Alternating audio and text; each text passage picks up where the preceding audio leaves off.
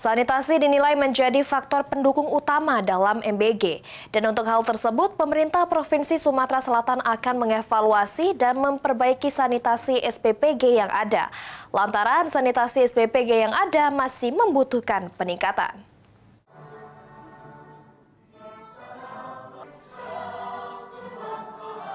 Dalam pelaksanaan program makan bergizi gratis, sanitasi dinilai menjadi faktor pendukung utama dalam menjaga keamanan pangan selain kualitas bahan makanan dan proses pengolahan.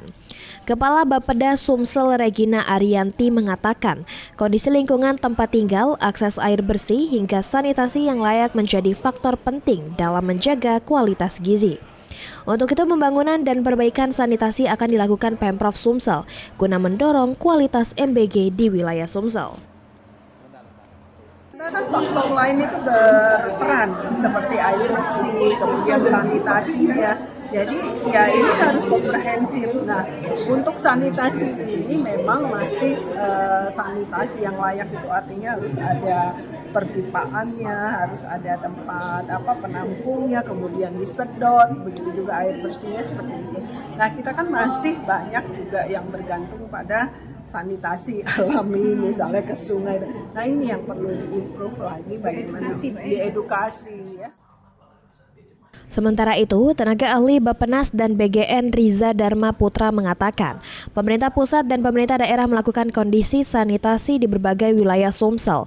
Hasil pemetaan tersebut akan menjadi dasar penyusunan kebijakan yang kontekstual, khususnya dalam pelaksanaan program MBG. Sebenarnya ingin memotret di tingkat Sumatera Selatan ini seperti apa termasuk dari sisi regulasinya, kemudian bagaimana kapasitas pemerintah Sumatera Selatan sendiri untuk untuk meng-create atau menyusun peta perubahan perilaku, karena kan pemerintah di pusat itu kan sudah punya peta jalannya. Nah, di Sumsel sendiri seperti apa? Nah, kita ingin tahu itu sehingga nanti bisa sinkron. Jadi ini bagian dari bentuk strategi kami dari Bappenas dan Badan Gizi Nasional untuk memotret secara partisipatif.